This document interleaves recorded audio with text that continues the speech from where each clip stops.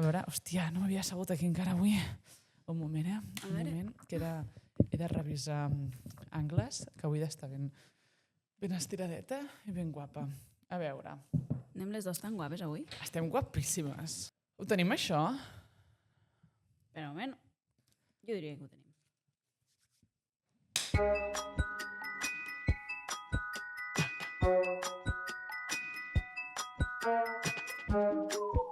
El 2020 es va donar el Nobel a científics que van descobrir el CRISPR, una de les formes que tenen els bacteris per protegir-se dels virus. Però, què ha fet el sistema CRISPR per tu? Aquí i avui parlem de coneixement que pot semblar inútil, però que ha canviat el món. Estàs escoltant la utilitat del coneixement inútil? Jo sóc la Mariona i la Cèlia està celebrant alguna cosa, perquè porta un espantasogres, 4 globus per aquí a la taula, i ja vam celebrar els 100 anys de la mecànica quàntica. Què estem celebrant avui? Déjà vu fort, això? Aquest començament ens està recordant alguna cosa. Mariona, avui celebrem, però el que celebrem és que gravem l'últim capítol de la temporada! Ué! I que fa 5 anys es va donar el Premi Nobel a la tecnologia CRISPR. Bien. Per molts anys a la CRISPR, per molts anys, taranata, anys i anys. Per molts anys al Mojica, per molts anys. Spoilers! Ai, perdó. Avui descobrirem què és i com funciona CRISPR, escoltarem les vostres opinions sobre l'ètica d'aquest, entendrem com va sorgir de la recerca bàsica, Mojica, que ens ha comentat aquí la Mariona fent-nos un petit spoiler, i debatrem si ens van robar el Nobel. Ui. Home, no ens quedarem pas curtes, vull dir, està molt bé això. Gens ni mica, i a més portem una convidada especial. Tenim entre nosaltres, de forma virtual, a la Gemma Marfany Nadal. És catedràtica a la Universitat de Barcelona i dirigeix un grup de recerca que investiga la genètica de malalties hereditàries minoritàries. També pertany al CIBERER, una xarxa d'investigadors de malalties rares, i és divulgadora científica. Actualment, el seu repte és... El repte científic que ara en aquests moments estem fent, al nostre grup de recerca, és generar models el màxim d'humans possibles de la ceguesa que estem estudiant. Per tant, intentant generar models com de retina in vitro, en una càpsula de Petri. Uau! Això és molt fort, Bàsicament, agafar cèl·lules dels pacients, els hi fa creure que són cèl·lules de la retina i creen així com miniretines, el que els diem organoides, del pacient, que així es poden comparar amb altres retines sanes i poder estudiar millor el cas. És a dir, per fer-ho molt més específic i també per mirar tractaments. Ostres, és que em sembla molt increïble que aquest nivell de control que tenim sobre les cèl·lules que els hi podem fer creure que són el que vulguem. Bueno, i de crear mini-òrgans als laboratoris que ens puguin ajudar a entendre una malaltia. Avui ens ho passarem bé.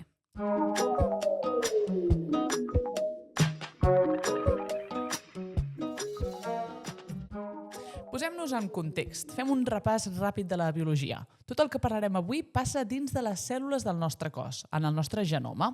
És en part el culpable que tots tinguem el nostre toc original, granets de sucre i granets de sal. Mariona, no tens ni idea del que estic dient, oi que no?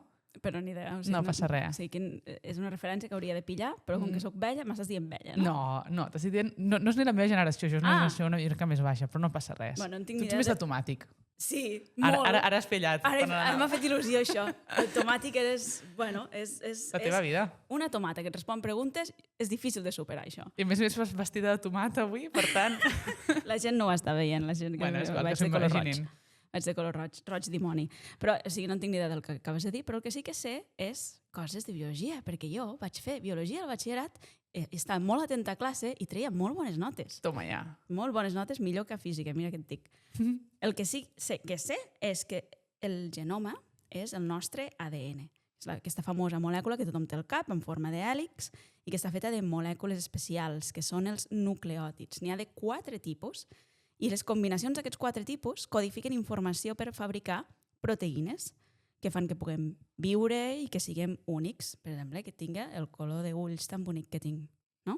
Preciós. Exacte. Cada cop que em miro els ulls m'enamoro. Cada unitat d'informació es diu gen i normalment es fa el símil amb un llibre d'instruccions. Correcte. Nosaltres heredem el nostre genoma dels nostres pares, però també es pot modificar al llarg de la nostra vida, el que en científic li diem mutacions.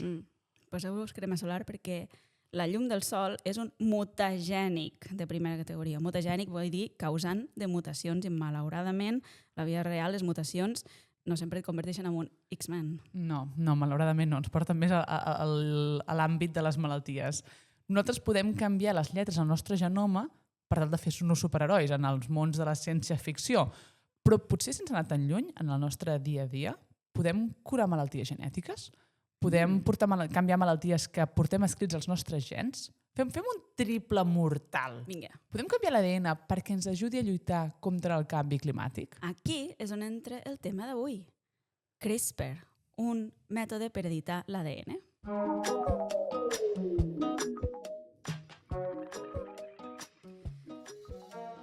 Aquestes tècniques són com tisores moleculars que poden tallar l'ADN per llocs ultra específics i així fer-ne modificacions. Exacte. Tenim CRISPR que funciona gràcies a dues parts. Per una banda tenim una molècula guia i per l'altra una proteïna bisturí.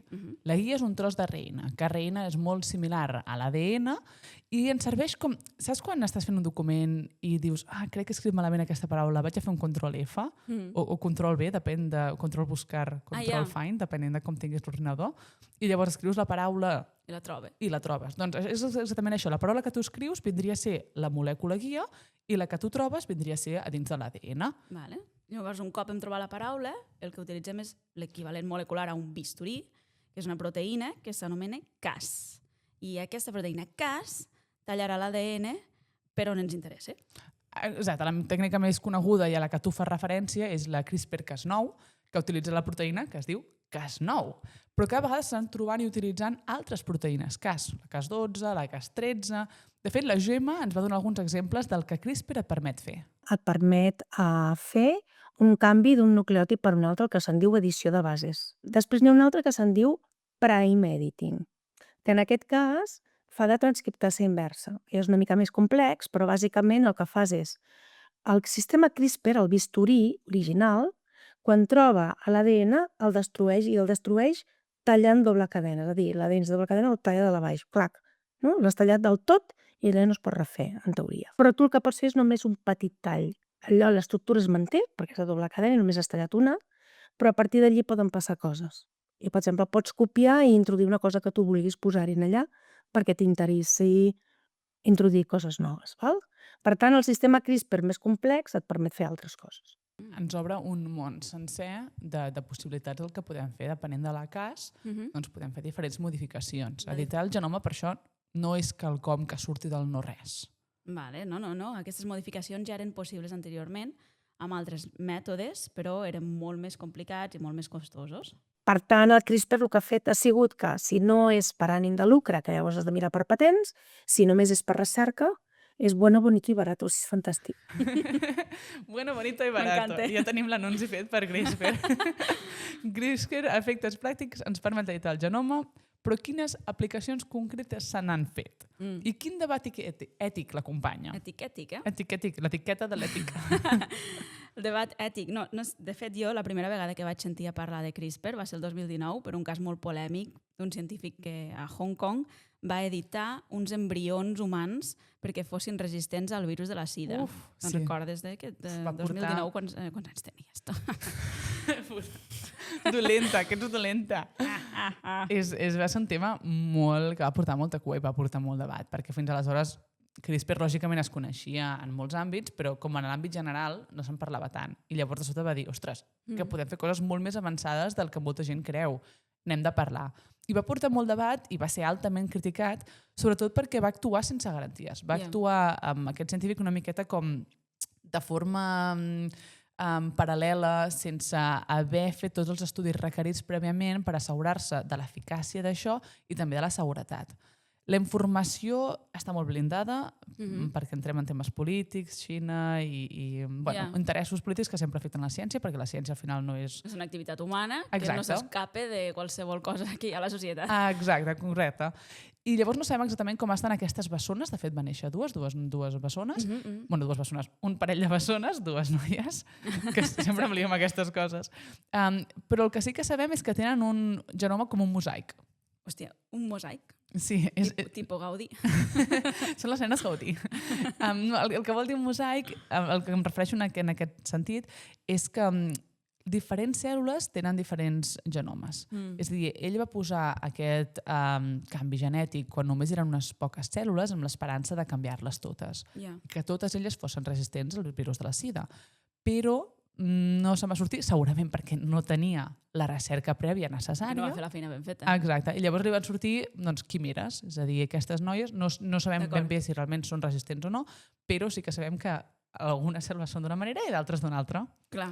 El que vaig veure també és que la polèmica també va venir pel motiu de l'edició genètica, que ell volia evitar la transmissió del virus de la sida, però avui en dia la sida no és una sentència de mort, hi ha tractament, per tant no cal exposar un embrió a una tècnica experimental tan arriscada per una malaltia que sí que té tractament. Correcte, sí. No, el motiu de l'edició genètica és quelcom que està molt debatut i en parlarem molt al llarg de l'episodi. I l'altre gran tema va ser el quan, en quin moment i a on es fan aquestes modificacions. Ell ho va fer en un estadi tan primerenc, com deia, que hi havia només unes poques cèl·lules, que això vol dir que els canvis es poden fer a nivell de totes les cèl·lules, potencialment. Però no només a nivell de totes les cèl·lules, sinó que poden fins i tot fer un impacte en les cèl·lules reproductores i així tenir conseqüències gegants perquè els canvis es poden heredar. Uau. Perquè, clar, totes les cèl·lules del cos potencialment tenen aquest canvi, també les gònades. Per tant, si en aquest cas eren nenes, doncs els seus òvuls també poden tenir aquesta... O sigui, estàs canviant coses pel futur, que és una teràpia gènica, que això en molts països del món està prohibit, tocar embrions i editar-los. És a dir, aquests són els 3 grans debats de l'edició genètica. 1, la seguretat de la tècnica. 2, la motivació, és a dir, per què ho estem fent. I 3, on anirà a parar aquesta modificació, quines cèl·lules seran modificades i si el canvi es podrà transmetre a futures generacions o no. Sí, a grans trets jo crec que vindria a ser això. I des de llavors sí que se n'han fet altres aplicacions de CRISPR que potser no han estat tan trencadores o han fet tantes portades, però sí que han tingut un impacte espectacular. Com ara el tractament per curar l'anèmia de les cèl·lules falciformes, que és una malaltia en què les cèl·lules, els glòbuls vermells que tenim a la sang, estan deformats en forma de fals. Per això falciformes, no és que siguin cèl·lules falses, Exacte, falciformes, la forma és el que canvia. I la malaltia aquesta, doncs, és culpa d'un error al gen que s'encarrega de fabricar l'hemoglobina, que és la proteïna que transporta l'oxigen en sang, i aquí CRISPR ha tingut un gran èxit amb la seva cura. Exacte, fa un parell d'anys es va provar Casgevy, que és la primera teràpia de CRISPR, de fet. I aquesta teràpia aconsegueix agafar les cèl·lules mare del pacient, utilitzant CRISPR les edites, fas que puguin fabricar hemoglobina correctament, de manera molt, molt senzilla. Vull dir que ho estic explicant de forma senzilla, no que la tècnica sigui senzilla. Sí, entenem. Sí, exacte. I després les tornes a introduir en el pacient. Vale. O sigui, l'opció per a aquests pacients abans de CRISPR era una vida plena de transfusions regulars o, en el millor dels casos, un trasplantament de medul·la òssia, que això ja és molt... O sigui, poden haver rebutjos, és traumàtic. I ara mateix alguns pacients tractats amb CRISPR porten ja més de 4 anys sense símptomes, és a dir, és un canvi de vida brutal. Sí, i aquest tipus de tractament també es donen a Catalunya, en altres àmbits en què s'utilitzen CRISPR també per curar malalties, però el que jo trobo super fort és el cas de fa un parell de mesos, mig any potser ara ja. Un parell de mesos des que ho estem gravant. Exacte, del nadó que va ser editat in situ. Uau, a veure, això és veritat. També vaig veure la notícia i vaig pensar, perfecte, perquè això ho traurem al podcast, segur, però no... Primer, què vol dir in situ? Quina diferència hi ha entre aquest nadó i el cas de les bessones de Hong Kong? Perquè la polèmica tan grossa no hi va ser. Les bessones de Hong Kong va ser més aviat aquest científic boig s'ha de portar a la presó i tot, van anar a la presó, no me'n recordo exactament, però va ser un cas molt fort i en canvi aquí s'ha celebrat. Clar, l'opinió, diguéssim, de la societat ha sigut bastant diferent. Perquè la tècnica i el cas ha estat molt diferent. Tu te'n recordes dels 3 punts que acabem de comentar? Sí, perquè ho fem, en quin estadi i per tant si es pot passar en futures generacions i si la tècnica és segura o no. Brutal, sense ni mirar el guió, No estic mirant el guió. No, és brutal que us en recorda. Una Doncs anem un a un. Vale. El cas, la raó per la qual es va fer això, aquest nadó va néixer i tan bon punt va néixer, al cap d'unes hores se'l va diagnosticar amb una malaltia que s'anomena carbamyl phosphate synthase 1, CPS1 deficiency. Això el que vol dir és que hi ha hagut una modificació genètica en la qual el CPS1 no funciona bé. Què és CPS1? Una manera que tenim de rebaixar els nivells d'amoníac en el nostre cos. És a dir, el nostre cos produeix amoníac i ens hem d'anar desfent perquè és tòxic pel nostre cos. Normalment ho fem com amb el pipí, per exemple. Exacte, el pipí és una de les maneres. Llavors, si s'acumulen al nostre cos pot tenir impacte molt fort en el nostre sistema nerviós. Llavors, la gent que neix amb CPS1, deficiència de CPS1, doncs ha de tenir diàlisis, ha de rebre un trasplantament. Clar, un trasplantament en aquesta edat no només és complicadíssim, sinó que també és molt difícil de trobar i llavors és una malaltia molt greu, sense cura, que també pot tenir impactes molt forts en el cervell, l'esperança de vida, lògicament, està retallada completament. I aquest nen va tenir la sort de ser diagnosticat al cap de poques hores de néixer, ja van dir alguna cosa no va bé, van fer el diagnosis i llavors van dir anem a fer el que puguem. Llavors, la malaltia ja comencem des d'un punt diferent. És una malaltia que té uns impactes gegants. És una malaltia rara, és una malaltia que afecta un de cada 1.000.000 de naixements, una cosa així, que dona poquíssim en comparació amb el SIDA, que era una malaltia que tu deies, hi ha tractament, que segueix sent una malaltia molt, molt intensa i que té molt estigma i tot plegat. Però tenim maneres diferents de tractar-ho que no siguin tan experimentals, diguéssim. Exacte. Aquest era el primer, la raó. Dona'm un altre dels tres. M'havies dit que si es pot transmetre a les futures generacions. I aquí va el tema també que m'has preguntat d'in situ. I la raó per la qual crec que és una animalada tan gran el que van fer. Quan parlem del Casgevy, per exemple, el medicament que dèiem anteriorment, el que es feia era treure cèl·lules, fer el canvi i tornar a implementar les cèl·lules, tornar-les a posar al cos. Fer el canvi al laboratori, vols dir? Exacte. El fas al laboratori i el fas in vitro. Aquí estem parlant, el canvi, el de les bessones, va ser en vivo, és a dir, es vas fer el canvi en les cèl·lules, el que s'anomena. Però aquí es diu in situ, perquè no el fas a totes les cèl·lules, sinó que te'n vas concretament al situ en el lloc on t'interessa. Què vols dir, dins del cos? Sí, dins del cos. No cal treure les cèl·lules i posar-les al laboratori, es fan a dins del cos. És una animalada. Com es fa això? Bueno, clar, és que aquí es van unir forces molt potents, diguéssim, cervells molt, molt capaços, i llavors el que van fer va ser dissenyar mètodes per tal de portar el CRISPR cap al lloc concret on estaven portant-lo. Què dius? Van portar-lo fins a les cèl·lules hepàtiques. Aquí normalment el que s'esperaria, per exemple, quan es fa en nivell in vitro, quan es treuen les cèl·lules i es fa el tractament, es fa sobretot amb virus. És a dir, tu utilitzes els virus com a... Aquí m'estic adelantant una mica a la ciència bàsica, però té alguna cosa a veure amb el virus, d'on ve aquesta tècnica, i llavors s'utilitza el virus per portar el tractament a la cèl·lula. És a dir, a veure si ho entenc bé, tu tens una tècnica que es diu CRISPR i d'alguna manera l'has de fer entrar dins de les cèl·lules que t'interessen i tu utilitzes un virus com a missatger. Exacte, exactament així. El tema està en que, com que és un virus, només pots posar fins a certa mida el teu tractament. És petitet, un virus. Sí, és molt petitonet. I l'altre tema està en que el teu cos, generalment, quan l'infectes amb virus, fa una resposta. Llavors, la primera vegada, endavant, cap problema, però la segona vegada el teu cos dirà no sé què m'estàs introduint, però fora. Ai, hòstia, que l'he pagat al micro. Fora, no peguis el micro, per favor, que no és un virus. I llavors van dir, ostres, si aquest nadó necessita més d'una ronda de teràpia, és a dir, si necessita que li donem més d'una, que segurament sí, i lògicament va ser que sí, crec que em va arribar a rebre, crec que 3 i potencialment més en un futur, aleshores necessitem tenir un mètode que no sigui únic, que el nostre cos no pugui rebutjar. Vols saber quin és el mètode, Mariona? Perdona, sí, i tant, més faltaria.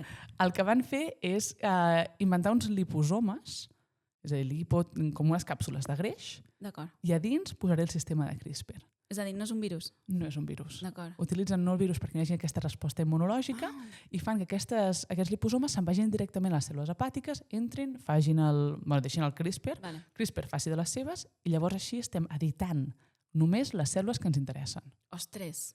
O sigui, és una càpsula, la càpsula que transporta el mètode CRISPR és una bombolla de greix. Sí, vindria a ser una cosa així, totalment. I és clar, és un pas comparat amb les bessones, que el canvi va ser idealment el que ell volia eren totes les cèl·lules i per tant tenia un impacte en les següents generacions, que aquest és on hi ha un dels grans problemes ètics.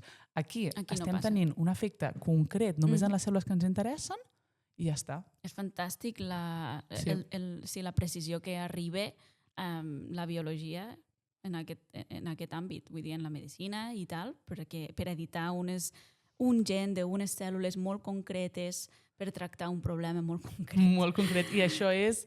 Bueno, estem en el moment de la revolució ara mateix. Ho veig. I el tercer punt que tu tenies, el punt més ètic, al final...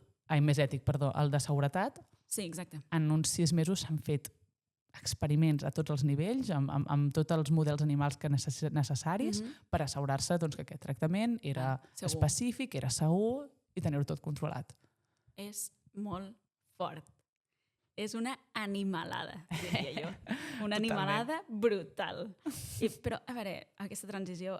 Parlant d'animalades, el CRISPR no es queda al cos humà només, però també va a l'animal. Oh, uau, Mariona, que smooth! Totalment, vol dir que l'animal... Te volia explicar una cosa molt divertida, que és, tu saps que les vaques fan pets i contaminen molt amb matar. Què té a veure tot això amb el CRISPR? M'estàs contant Fas cara de tonta. De fet, contaminen més per rots que per pets, cosa divertida, que això no ho sé si ho sabies. Sí, ja ho sé, les vaques, tot el bestiar... I és pitjor el respirar que el... Bueno, però això no ve a cuento. El tema està en que contaminen molt perquè quan digereixen produeixen metà. I en això hi estan involucrades moltes les bactèries que tenen ells en el seu intestí.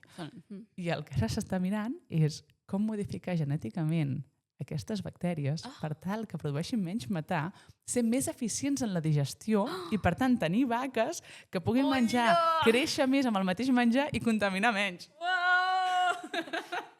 O sigui, CRISPR ens està ajudant a que les vaques no facin tant gas i, per tant, una mica combatre els gasos d'efecte hivernacle. Aquesta seria la idea. Aquesta és la idea, clar. O sigui, s'està treballant en aquesta... S'està treballant en una d'aquestes vies entre moltes d'altres en el món dels animals. Sí. Que fort, és molt bèstia. I llavors, o sigui, ara que estic pensant en les vaques, o sigui, hem parlat de persones, hem parlat ara d'animals, però en el regne de les plantes també s'ha fet bastantes coses amb CRISPR. No ens quedem... No ens n'oblidem. No ens n'oblidem de les plantes. És molt important perquè crec que la gent... Clar, només sempre mires la part mèdica, no? La part clínica, i penses que potser tu això no tocarà. Però jo et puc dir que d'aquí a 5 anys la gran majoria de plantes que tindrem estaran editades genèticament. Veus? És que ho sabia jo. Pel que tinc entès, hi ha molt potencial de cara a l'adaptació a les sequeres, al canvi brusc de temperatures, a la salinitat del sòl. De fet, hem d'utilitzar aquelles paraules que tan bon punt dius, sonen com totes les alarmes. Tinc una alarma aquí, vols que la sona quan no diguis? A veure si aconsegueixes, que ara faràs un soroll de pet o alguna cosa. No, ho faré. Transgènesis. Bueno, no era l'alarma que jo buscava. Vale, perdó. És una alarma bastant celebratòria, aquesta. Vale, és veritat, era massa... Jo busco una alarma en plan de nino. És que no tinc aquestes coses. No pateixis. Puc fer... No, ho sento, no. Els transgènics tenen com molta mala fama. Sí. I, bueno, ja ens posarem una miqueta punyeteros. Però la primera pregunta és, els productes creats amb CRISPR són transgènics? El problema és que fins ara, abans de l'edició genètica, eren transgènics. Hi ha països, Europa bàsicament, que no accepten els transgènics, en plantes, per raons molt variades que ara no entrarem. I la normativa era clara. Però, quan es va començar a fer el CRISPR, es va homologar fer CRISPR, fer edició genètica amb transgènesi, però no és cert, perquè depèn de com facis el CRISPR. Perquè la transgènesi vol dir que li fiques ADN que no li correspon. Però fixa't el que jo t'he dit, jo canvio un nucleòtid per un altre, jo no he ficat ADN, i jo no he tocat res, només he canviat una lletra per una altra. Els organismes tractats amb CRISPR no són transgènics, encara que ho hagin homologat políticament, diguéssim així. Exacte. Són organismes que s'ha fet una modificació genètica, però no s'ha introduït material genètic aliè.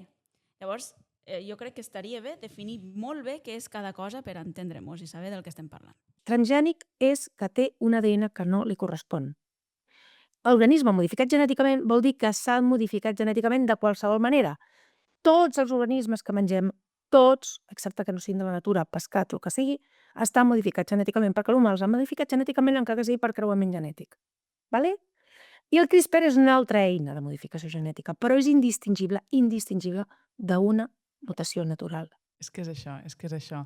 La idea clau és que CRISPR és indistingible a una mutació natural. És una tècnica molt precisa i fiable, molt més que els mètodes tradicionals. Tradicionalment coneixem com la manera de... Bueno, hem estat editant d'alguna manera les plantes des que vam començar a conrear-les. Clar. Perquè hem estat seleccionant aquelles que ens interessen. Per tant, hem estat jugant amb els seus gens, tot i que no ho estiguéssim fent literalment jugant amb els gens, doncs estàvem escollint les mutacions que ens interessaven, a través d'encreuaments o el que fos. Però és que fins i tot hem provocat nosaltres les mutacions. És a dir, a vegades en el món de l'agricultura el que es feia era posar mutagènics amb llavors per tal que aquestes mutessin, plantar totes aquestes llavors i a veure si et sortia alguna cosa millor. A veure què passava. Mira, poso totes aquestes llavors de tomàquet, després les planto, aquesta m'ha sortit més grossa, aquesta més petita, doncs agafo la més grossa i a veure què. Sense control, absolutament. Clar, sense control absolut, però a més, que això ha anat fantàstic. Vull dir que tenim els tomàquets que tenim i tenim el panís que tenim. Molt bé, has dit panís. Sí, molt bé, has dit panís. He passat per 4 idiomes en el meu cervell. Tota la gent de Barcelona sap de què estem parlant. Panís vol dir blat de moro. Sí, correcte. Però clar, el que volia dir és que sí que veiem alguns dels trets dels canvis genètics que hi havia, doncs ens ha fet més gran aquest panís, però també podria ser que estiguessin canviant coses que no poguéssim veure. I per això a vegades tens mutacions genètiques doncs, que estan enllaçades, però que no les volies controlar, perquè no podíem controlar-les. Ara amb CRISPR el que estem fent és anar directament al que ens interessa, una tècnica superprecisa i canviar només allò que volem. Ha passat de ser una loteria a ser exactament el que necessitem. És més, estan agafant varietats de plantes salvatges que són molt resistents, però que a tu no t'interessen, doncs perquè el fruit no és prou gran, perquè té masses llavors, perquè té tòxics. Clar, nosaltres hem aconseguit fer tomateres a base de encreuament. Aquest m'agrada perquè el fa més gros, aquest perquè no és tòxic, i apa, vinga, manqui dale. D'acord? Vale. Els xinesos acaben d'agafar una planta de tomaquera ancestral, bueno, és salvatge, que és immenjable perquè és una cosa així de petita, tota plena de llavors i tòxica, que no té ni carn. Tocant 5 gens CRISPR, 5 per CRISPR, 5, han fet de la mateixa planta, que també és resistent a les pestes, pot viure aquí en aquest terreny que no hi ha no sé què, que no hi ha aigua, no sé què, i fan una tomata que és comestible, que no és tòxica, que té carn. Brutal. Amb aquest canvi superprecís i relativament petit es pot fer comestible una planta que ja és resistent a tot el que necessites perquè viu a la zona, perquè és endèmica de la zona que tu necessites. I això ho podem fer servir també amb les plantes nostres autòctones de Catalunya, de la nostra regió. No cal que ens anem a buscar les plantes de Xina. No cal anar a l'altra punta de món. No, totalment. Seria un gran pas per tal de que les nostres plantes també fossin més resilients a tots aquests canvis que poden estar passant. I per arribar aquí necessitem superar la fòbia que tenim com a societat a qualsevol cosa editada genèticament. Sí. El que és clar és que les aplicacions CRISPR són inimaginables, que ens continuarà sorprenent i fins on podem arribar? Aquí podem fer un etcètera llarguíssim. Podem crear noves espècies o potencialment fer creuaments. Hi ha com una mena de ratolí mamut, que li diuen, que és com un ratolí amb el pèl de mamut. Sí, és aquells ratolins peluts que van fer per intentar desextingir el mamut. En plan, és el primer pas, ara tenim ratolins mamut. Perdoneu, és una rata. No és un elefant. Doncs aquest és el tema de desextingir, és un altre gran pas que de fet ara aquests últims mesos, entre cometes, s'ha desextingit entre cometes encara més grosses un llop gegant, i que de fet, si voleu més sobre el tema, hi ha un quequi, o hi haurà un quequi, no sabem quan. Sí, s'ha publicat. Al respecte, segona temporada del quequi a 3CAT. Però realment hi ha un llarguíssim, etc. Podríem passar també, lògicament, a voler millorar l'espècie humana i a poder... Cuidado. Sí, exacte, a trepitjar alguns llocs una mica complicats o a fer-nos... Sí. Hi ha moltes línies complicades que potser s'han de creuar o potser no. Sí, cuidado, perquè, aviam, hem de saber on posem la línia, ens hem de preparar una mica perquè on hi han els límits.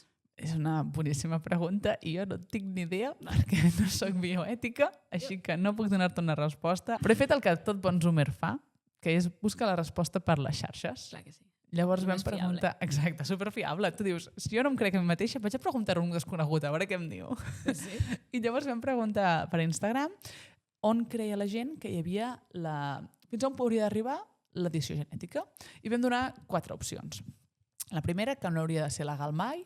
La segona, que només s'hauria d'utilitzar en plantes. Que només s'hauria d'utilitzar per curar malalties o que no hauria de tenir límit. Molt bones. Tu no has vist les respostes, No. Mariona? Per tant, això serà una sorpresa per tu. I Sí. m'agradaria que intentessis endevinar els nostres seguidors, Vale. família, amics, Tota el aquesta que gent sigui. que ens ha contestat i que els hi Exacte. agraïm moltíssim, que són els nostres seguidors, els que ens estimen i els que ens escolten sempre. A veure, jo diria que, de les opcions que m'has donat, no sé els percentatges acuradament, Potser dona'm el Però més jo- votat i menys votat Sí. o alguna així. O posa'm-els amb... amb ordre. Sí. Jo diria que el més votat, el més popular hauria de ser per curar malalties. Vale. Vale? Llavors, penso que la gent és bastant conscient. Llavors, jo diria que el menys votat hauria de ser, no hauria de ser legal mai. Vale? Penso que els nostres seguidors potser crec que són una mica oberts amb aquest tema i entenen els beneficis que poden portar les edicions. I jo diria llavors no hauria de tenir límit, potser seria la segona per baix Vale. i entremig només queda la de per les plantes. no? Vale. Tinc una... Jo la veritat és que m'ha sorprès molt. L'he liat. No, ho has fet molt bé. Només n'hi ha 2 que l'haurem de girar amunt i avall, perquè n'hi ha 2 que estan empatades. M'ha sorprès molt perquè hi ha una unanimitat molt forta, amb un 82% dels vots. Vale, digue'm. 82% dels vots diuen que sí, que només s'hauria d'utilitzar per curar malalties. Com tu ja has endevinat una mica. Ara ja puc fer els meus Sí, M'ha m'ha patat l'orella, perdó. l'orella. Completament, gràcies Mariona Perdó. per afegir emoció en aquest podcast. I el que és bastant interessant també és que estan igual en el percentatge d'un 2% de que no hauria de ser legal mai i que només s'hauria de fer en plantetes. Vale. És a dir, que els nostres oients són una gran majoria, un 82% diu que Sí, sí. només per curar malalties Mhm. i després que no haurien de posar-hi un límit. El que alguns és que també ens han enviat missatges que també trobo molt interessants. Per exemple, hi ha gent que ens ha dit que Estrellats, que també és un canal de divulgació que us recomanem per Instagram, el que ell va respondre és que per ell quan sorgeix la pregunta de és ètic fer-ho, és perquè hi ha alguna cosa que hi ha trontolla. Ho vam estar parlant una miqueta i llavors el que sí que vam dir és, ostres, potser és un criteri una miqueta massa ideal perquè recau molt en la subjectivitat de cadascú, en els nostres propis valors, que és el que tu creus que s'hauria de pensar que és ètic versus no. I al final aconseguir un criteri global, el que ell Molt diu és difícil. que potser és una utopia. Sempre hi haurà formes diferents de pensar. Mhm. També m'han agradat alguns anònims que et sobrallo. Hi ha un que m'agrada molt que diu mira, calen bons pensadors per crear una regulació perquè si ho deixem a mans de gent com jo no arribarem a saber mai les implicacions que pot tenir. M'agrada aquesta persona. La seva capacitat de raonar m'agrada molt, No m'ho d'autocrític. deixeu a mi, per favor. Diu, per favor, i després va afegir, igual que amb ChatGPT, en plan, jo, intel·ligència artificial, i amb aquests temes, al final no en soc un expert, per Sí, tant, sí, qui sí. sap. I hi ha gent que també ens ha dit, ostres, primer m'agradaria entendre què pot fer abans de realment fer-me una idea de Molt bé. què és ètic, que també té aquesta... M'agrada molt aquests Sí, oients. sí. Un oient va dir que només si serveix per a respondre a la pregunta de com se acuesten les manzanas para tener manzanas. Crec que sé qui és aquest. T'ho pots imaginar, oi? Sí. I l'últim que crec que també va ser molt interessant és algú que ens va dir que creu que l'edició genètica pot ser positiva per evitar algunes malalties rares o letals que es transmeten genèticament, però que a la resta li sembla eugenèsia. Upa! Una paraula grossa, aquesta. Una paraula grossa. Eugenèsia és l'edició... Genètica per millorar la teva L'espècie, raça. sí. Espècie, sí, això és Que molt... això entres en territori... Aquí ens Territori d'on estem nosaltres ara Aquí mateix. ens fotrem mal. Ens fotrem mal. Sí, hem d'evitar una miqueta... Sí. La genèsia és O sigui, complicada. això és el que ens ha respost la nostra La nostra gent. La nostra La gent. nostra gent. Unser Leute. Hòstia, però, què està sortint aquí? però realment s'estan posant límits o estem deixant que avanci i que ja ho trobarem, saps? Ja veurem què passa, qui Crec que té l'accés, ja veurem... Doncs mira, això és el que ha dit la Gemma quan li vaig preguntar si hi ha un consens global d'on portar aquesta eina. No. Però és que no n'hi ha gairebé en res de consens. En biomedicina i en biotecnologia no n'hi ha perquè no és que no hi hagi normes bioètiques en tots els països, n'hi ha que no, però en general sí que n'hi ha, sinó que la bioètica són grisos, no són blancs i negres, són grisos. I tu ponderes en quins casos sí, en quins contexts sí, en quins contexts no. Llavors, depenent de com, doncs tu pots veure en un país que allò és un gris molt fosc o pots veure que és un gris molt clar. Val? Vull dir, perquè jo ho dic perquè la gent es pensa que bioèticament es pot prohibir coses, no. La bioètica és grisos, són dilemes. Si no hi ha un dilema, doncs està bé o està malament, ja està. L'ètica en la ciència al final és un reflex de la societat. El que ens sembla correcte aquí, en un altre país et poden dir quina animalada, què estàs intentant fer, i viceversa. És com el fet que nosaltres, o hi ha gent que menja conill aquí, i altres països del món pensen que això és una bogeria.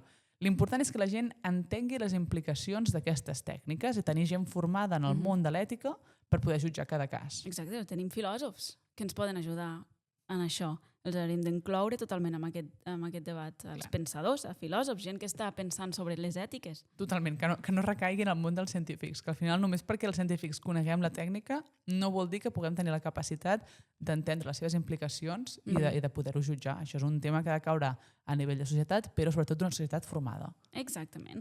Encara no hem parlat de la recerca bàsica que ens ha facilitat la tecnologia CRISPR. Hem parlat de les seves aplicacions super xatxipirulis. Però sempre arriba al punt amb aquest programa en què ens preguntem com hem arribat fins aquí.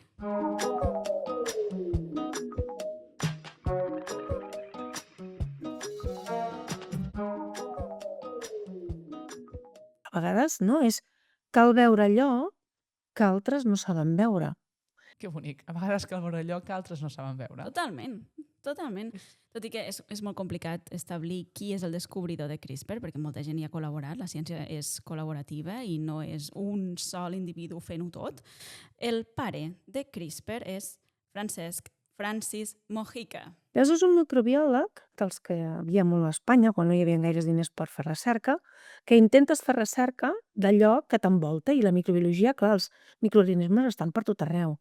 Llavors, ell és d'Alacant, a Alacant, que està al Mediterrani, com en molts llocs del Mediterrani, hi ha moltes salines, molta gent que va per allà a veure les salines, doncs el lloc on hi ha molt poca aigua i es va evaporant, i es va, doncs, veus els cristalls de sal, i en aquestes salines, tot i que és un ambient que per la majoria d'organismes no s'hi podria viure perquè hi ha molta sal, i la sal ja sabem doncs, que els organismes no ens hi duem bé, però n'hi ha uns pocs microorganismes que els agrada molt la sal.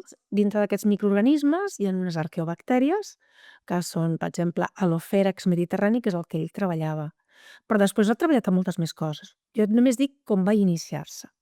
Llavors, ell seqüenciava l'ADN, encara era previ a tots els mecanismes més automatitzats, ell ho feia manualment, i interpretava manualment la seqüència també. Llavors va donar-se en compte que hi havia com uns fragments d'ADN que se li repetien. Aquests fragments que se li repetien amb un patró, és a dir, no era de forma aleatori, sinó que hi havia les mateixes mides. La Gemma em donava el paral·lelisme amb un pas de zebra. I en un pas de zebra, doncs, les ratlles blanques eren aquests fragments que es repetien, i entre ratlles blanques hi havia altra informació, però sempre en el mateix espaiat, en la mateixa distància. I això era estrany. Quan penses des d'un punt de vista genètica evolutiva, rarament les coses que tenen un patró són fruit de l'atzar.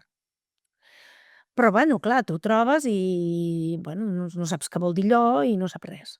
Però després, un altre dia, llegint ADN d'un altre microorganisme, que no has fet tu, que ha fet una altra persona, però tu mires i descobreixes el mateix patró. I dius, que estrany.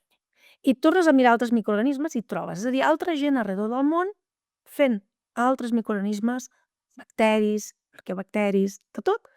També molts d'ells tenien això. Clar, no estava seqüenciat tots els genomes, però dius, home, això no pot ser casualitat, això ha de ser alguna cosa. Llavors, abans de saber ben bé què era, ja li va posar nom. I li va posar el nom de CRISPR. CRISPR és un nom que té molt ganxo com a abreviació, perquè si mires sense el nom, o sigui... Te'l saps? Sí, bueno, els estic escrit al guió, què et penses? Clustered, regularly, interspaced, short, palindromic repeats. Això perd encant. per tancant, però ens diu exactament el que és. Ja ens fa un spoiler com una catedral, però jo continuo, que llavors es van adonar que aquest fragment, el que no es repetia, diguéssim, és a dir, les ratlles negres del pas de zebra, les ratlles blanques eren el que es repetia, el que hi havia en les negres era idèntic a paràsits, virus que infectaven a bacteris. Molt fort, o sigui que en aquestes ratlles negres hi havia còpies de material genètic de paràsits del bacteri que estan registrats allà al seu ADN entre fragments repetitius, entre les ratlles blanques que es van repetint. Això tampoc no pot ser casualitat. I per tant va arribar a la conclusió que el que estava veient era alguna manera de defensar-se davant de la infecció d'aquests paràsits, sense saber exactament com, Però va dir, si fos això... I evidentment ho era. Quan un bacteri és infectat per un virus i sobreviu, és com que guarda una còpia del seu genoma en el seu propi ADN entre marcadors. És com guardar una foto de lladres que et venen a visitar, un àlbum de sospitosos per tenir-los controlats. Els que no paguen. M'estic imaginant l'àlbum de quins virus ho han intentat, no? I tot de fotos allà de sospitosos i de gent xunga, de virus, m'encanta. A més, els virus que infecten a bacteris són tan monos. Doncs vindria a ser ben bé això, com un àlbum entre els fragments repetits, i gràcies a aquest àlbum de col·lecció podran identificar si el virus els intenta tornar a infectar, diuen, aquí hi ha un matx amb el mecanisme de CRISPR, i CRISPR fa pa, i així se'l carrega abans que pugui fer més mal. I a més, aquest àlbum no és només propi, sinó que es passa de bacteris pares a bacteris fills. Així que no cal que tu hagis estat infectat, que si els teus avantpassats ja han estat infectats, ja et serveix. Uau! Millor herència que pots rebre. Totalment, i aquesta troballa va ser l'hòstia en patinet, però no oblidem que Mujica no estava sol. Moltíssima altra gent ha investigat. Sembla que només parli d'ell, perquè en el fons és la persona clau en el moment clau, però era la que tenia menys diners, era la que la gent menys cas li feia, a la que això va començar a sortir molta gent arreu del món, amb molts més diners va començar a investigar, i, bueno, bé està el que bé acaba, però diguem-ne que, per exemple, no li han donat ni el Premi Nobel. És que aquí hi ha una polèmica, també. Avui estem polèmiques. Sí, estem polèmiques. Li havien de donar el Premi Nobel a Mujica, sí o no? Mira, expliquem abans a qui sí que li van donar. Li van donar a les dues dones que van com desenvolupar més l'aplicació. Llavors, clar, és un debat com una catedral, perquè primer de tot només pots donar el Nobel a 3 persones, que dius, bueno, pues eren 2... Mujica hi cabia allà dins. Sí. L'altra cosa és que ven més segurament una aplicació que una recerca bàsica, perquè al final els Nobels es donen citant en Nobel for the greatest benefit to humankind. És el gran benefici a la humanitat. Exacte. Llavors sempre hi ha el dubte, no? Quin és el benefici? És l'aplicació o és la bàsica que ha permès? Exacte. És el coneixement que ha permès l'aplicació? És l'aplicació? Clar, jo crec que d'això només depèn de la sensibilitat del comitè, perquè de vegades s'ha donat així a l'aplicació, de vegades s'ha donat a un descobriment molt bàsic. També jo crec que la península ibèrica va tocar bastant fort que no es donés a Mujica. També he de dir que el món feminista es va alegrar molt que alguna dona finalment se li doni un premi. Clar. No, però una cosa no treu l'altra. Són dos no, per això diferents és un tema espinós perquè hi ha molts punts de debat sobre qui hauria d'haver rebut el premi per CRISPR. Entenc. És complicat. És complicat, així que el deixem damunt de la taula i que cada un desfaci aquest embolic. Crec que estem obrint molts melons. Moltes polèmiques i les estem deixant a però que la gent aquesta pensi. És una mica la idea d'avui, és donar material i que la gent pensi, i nosaltres no cal que pensem per ells. El que sí que trobo bonic és que on més s'utilitza CRISPR avui en dia és al laboratori mateix. És bonic que hagi tornat per alimentar la recerca bàsica. Nosaltres estem fent servir CRISPR per generar models. L'hem fet servir en ratolí per generar mutacions similars a les humanes i, per tant, això ho fas en el zigot, és a dir, fas fecundació in vitro i en el zigot, quan encara no s'ha dividit i per tant tens el nucli femení i el masculí allà, doncs tu injectes en allà el sistema CRISPR i deixes que després aquest zigot, esperant que el CRISPR funcioni, no ho saps, però esperant que sí, li poses una mare de lloguer, en una ratolina de lloguer, i després ja analitzaràs la descendència per veure quins t'interessen, etc. Això ho hem fet per fer bastants models. Està molt bé, perquè és cercle tancat. El CRISPR es va descobrir fent recerca bàsica, estudiant bacteris que ningú hagués dit mai que això servís per res. I ara no només es fa servir per tractaments malalties, amb aplicacions molt prometedores per modificar plantes, tot el que hem parlat i més, sinó que ha tornat al laboratori per així continuar fent recerca bàsica i entenent millor la biologia. Ens encanta, però clar, tenir una eina tan potent com aquesta a les mans vol dir que no tot és ciència i ja està. També hem de decidir com, quan i per què l'utilitzem. Exacte, aquí hi ha un debat en el qual hi hem de ser tots i de la millor manera possible, amb la informació a les mans. Perquè això no ho poden decidir només els científics o les empreses o els polítics. Com a societat ens hem d'estar informats. Ens hem de fer preguntes i tenir converses incòmodes, si cal. Pots començar, tu, que ens escoltes, per recomanar aquest podcast a tothom i que comenci el debat.